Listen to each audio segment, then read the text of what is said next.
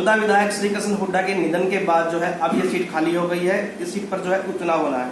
उपचुनाव की तैयारियों को लेकर जो है सभी पार्टियों के नेता अपने अपने जुगाड़ में लग गए हैं और टिकट की जोर आजमाइश कर रहे हैं।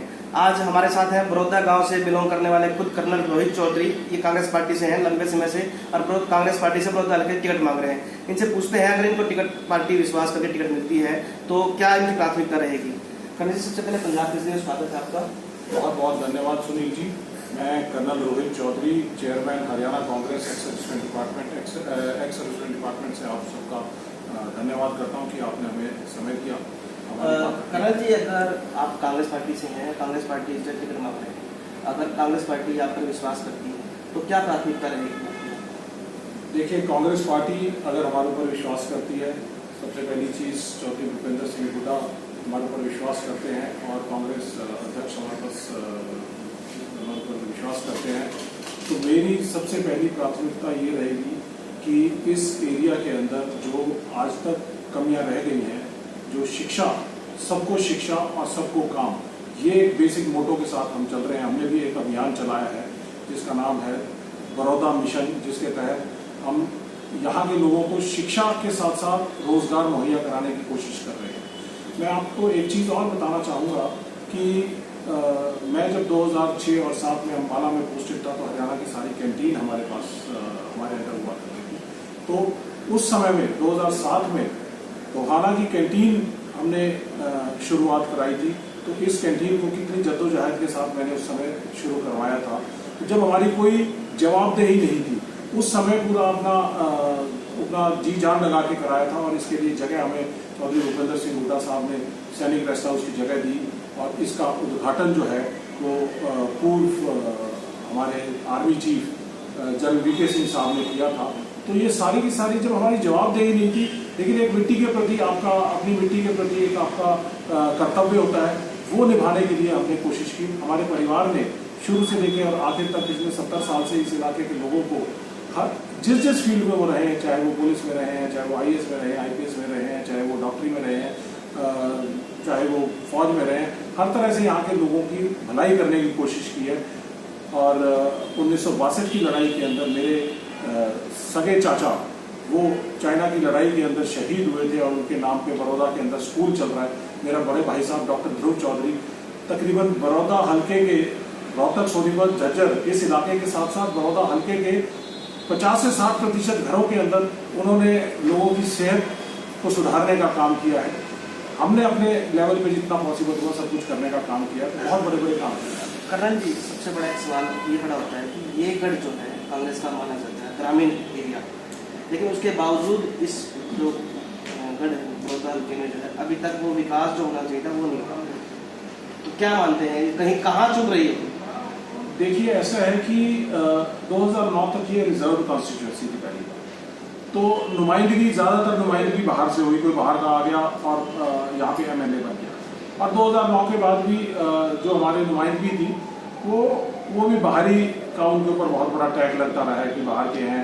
यहाँ के लोगों का ज़्यादातर विचार सोच ये है कि यहाँ के लोगों की अनदेखी हुई है ज़्यादातर लोग, क्योंकि नुमाइंदगी अपने बड़ौदा हल्के के अंदर से नुमाइंदगी नहीं थी, तो इसलिए उनकी अनदेखी हुई है। तो कुछ हद तक यहाँ पे भी किया जा सकता है, लेकिन चौधरी भूपेंद्र सिंह हुड्डा ने अपनी 10 साल की सरकार के अंदर हर पंचायत के अंदर करोड़ों रुपए दिए हैं। यहाँ पे बेसिक बुनियादी समस्याएं जो रोड नेटवर्क की थी उसको पूरा किया है। हर गांव के अंदर बूस्टर्स लगा के पानी की समस्या को हल किया है। और स्टेडियम, क्योंकि खेल प्रधान ग्रामीण प्रधान होने की वजह से खेलों में लोगों की रुचि बहुत है, तो यहाँ पे खेलों के लिए गांव-गांव में स्टेडियम का बंदोबस्त है। अब ये बुनियादी एक ढांचा खड़ा करने के बाद अब सबसे बड़ी चीज है कि हमें रोजगार की तरफ जाना पड़ेगा। रोजगार के लिए शिक्षा जरूरी है। शिक्षा, बिना रोजगार के शिक्षा कंप्लीट नहीं होती। तो इसलिए हमने एक अभियान जो चलाया है कि शिक्षा, सबको शिक्षा और सबको काम। इसके तहत हमने अपनी पहली एक योजना 2020-21 के लिए लॉन्च की है, जिसके अंदर 120 बड़ौदा हल्के के लोगों को रोजगार मुहैया कराया जाएगा। हमने इंडस्ट्री के अपने दोस्तों से और बहुत सारे लोगों के साथ कोऑपरेशन करके 120 वैकेंसी 2020-21 के अंदर निकालने का बंदोबस्त किया है, जिनमें से पहली 40 वैकेंसी 1 जुलाई से हम लाने की कोशिश कर रहे हैं और इम्प्लीमेंट कर देंगे, जिसको पूर्व सैनिकों को दिया जाएगा।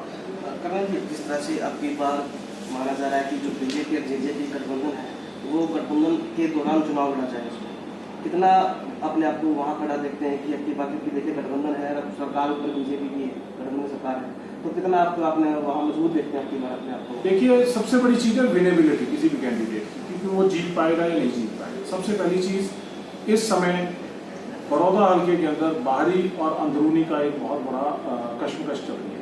सबसे पहली चीज़ में बड़ौदा गांव सबसे बड़ा गांव है इस हल्के का।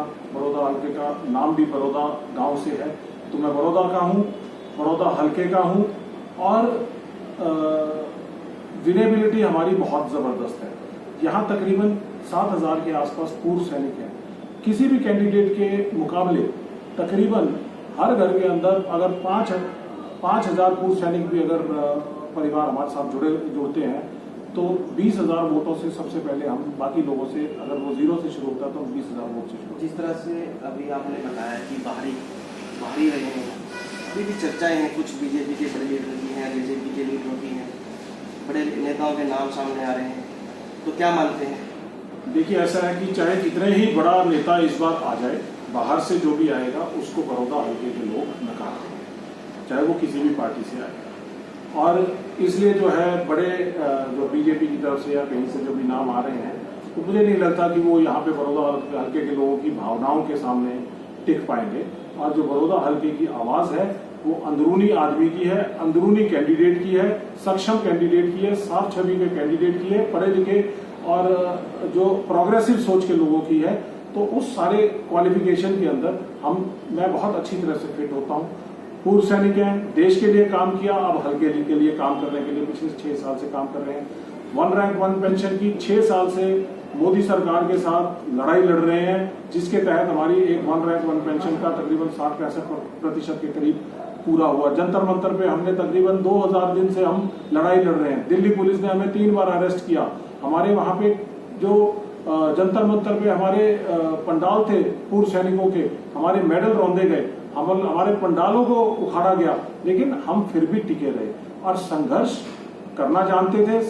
देश के लिए संघर्ष किया, 1 रैंक 1 पेंशन के लिए, पूर्व सैनिकों की डिमांड के लिए संघर्ष किया, और बड़ौदा हल्के के लोगों के लिए संघर्ष करेंगे। और इस संघर्ष के जरिए मुझे लगता है कि 100% कांग्रेस पार्टी हमारे ऊपर विश्वास जताएगी, और विश्वास जताएगी तो हम 100% उनको सीट उनकी झोली में लाके देंगे। बिल्कुल, देखिए कर्नल रोहित चौधरी का कहना है कि इससे पहले जब वो सेना में थे तो देश के लिए काम किया, अब वो जो है कांग्रेस पार्टी से टिकट मांग रहे हैं। अगर उनको कांग्रेस पार्टी टिकट देती है, जब बड़ौदा हल्के की जो जनता है उनमें विश्वास करती है, तो बड़ौदा हल्के की विकास का काम करेंगे। गोहाना से पंजाब केसरी के लिए सुनील जिंदल।